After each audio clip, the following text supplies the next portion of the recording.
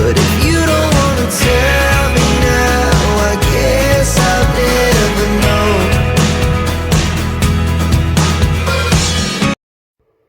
Hey guys, welcome back to my channel. If you're new here, my name is Samantha. We would love to have you in the fam, so make sure you hit that subscribe button. Today's video is going to be all about ranking the album called E.S.P by the Bee Gees. This was an album that came out in the 80s from the brothers, and I am obsessed with this album. I've been listening to it for so long. But without further ado, guys, we're going to jump right into the ranking of this album. So again, when it comes to the way I rank these albums, I do not have any hate on the songs that I put at the bottom of my list. This is pretty much just the order I listen to these songs in and how much I listen to the songs. So, we're going to start with number 1, which is Overnight. Overnight has recently become one of my most favorite Bee Gees songs for some reason. I don't exactly know what about it I have become so addicted to, but it's just such a different song. And it's not exactly like a love song per se, so it's nothing like How Deep Is Your Love from the earlier years. It's more of those like more emotionally attached songs that somehow you just become obsessed with, and sometimes you never even know the reasoning behind it. So Overnight comes in at number 1. Number 2 is This Is Your Life. Okay, this one is so different compared to a lot of other songs they did put out. I feel like the E.S.P album itself was one of those like changing of music vibes for them. It literally changed how their entirety of their music catalogs were coming out, their albums were changing, and of course they were growing as artists because going from the Saturday Night Fever eras all the way to Living Eyes, all the way out to E.S.P, their music changed a whole bunch from going to like country vibe to more focusing on like the R&B soul music kind of stuff, because again they said that for Saturday Night Fever it was more R&B rather than disco.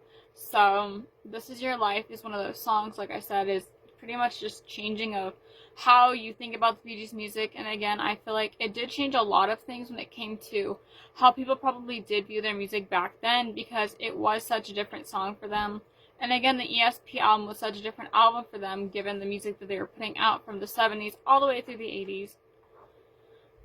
Next up is a song called Crazy For Your Love. This has the best, like, I hate using the word vibe a lot. Also, don't mind the fact that my hair is like growing in size for some reason. The humidity is really bad right now and I don't know why. Anyways, Crazy For Your Love is one of those songs you listen to once and then you feel like you can't stop listening to it. And you just become slowly addicted to that song. So it's like, I'm crazy for your love, blah, blah, blah. Again, I can never sing. Don't come for me in these videos. I'm not a singer. But Crazy For Your Love is one of those really good songs. Okay, sorry about that random, like, glitch. Anyways, back to what we're talking about, Crazy For Your Love. Yeah, it's just a really good song. I don't really have much else to say about it except for go listen to it, because once you listen to it, you really won't stop wanting to listen to it. So, that leads us into number 4, which is You Win Again. Again, this is one of my very first songs that I really started listening to. That was not like the quote-unquote disco era, but again, me listening to the disco era songs never really lasted long. For some reason, I already went like diving deep into the 60s, diving deep into the 80s and 90s music, and yeah, so You Win Again. I really like the way that they did the arrangement for this song. It was quite different from the other songs on the album. I feel like every single song on this album was a different, like, you know, style of song compared to the other songs on the album. Next up is the title track, E.S.P. I love E.S.P, the song itself. The album definitely lives up to the fact that E.S.P is a really good song. The entire album really tells you how good of a song and good writers they were as musicians and artists and stuff. I feel like there's nothing that those boys could not do. They were very talented, of course, still very talented, still putting out music to this day. Super cool stuff that they're able to do. Live or Die, Hold Me Like a Child. I'm not alive until you do. Sorry. Again, what you hold in your hand is a miracle is another lyric from that song. This song is just so good. I feel like nobody really talks about Live or Die, Hold Me Like a Child. When it comes to the E.S.P album, I feel like off the album, it's like Back to Funk, Overnight, and like You Win Again, and maybe the E.S.P title track. It's just so different. I don't know. I'm sitting here thinking about it. I'm like, I don't even know how to describe that song, except for the fact that I love it so much. Next up is Giving Up the Ghost. This one hits so different when it comes to hearing it live. Of course, I didn't actually hear it live in concert, except for on the recorded live videos. I really love watching those so much. We have become watching them. We have come to watch them every single New Year's Eve. Sometimes on my birthday, it depends on which one we see for my birthday, which one we see for New Year's Eve. I really wish I could have seen the boys in concert, but of course it's kind of impossible at this point. So if you're watching this and you ever did get to see the Bee Gees in concert, let me know how that went. I feel like there's a good chunk of people that might have seen them live.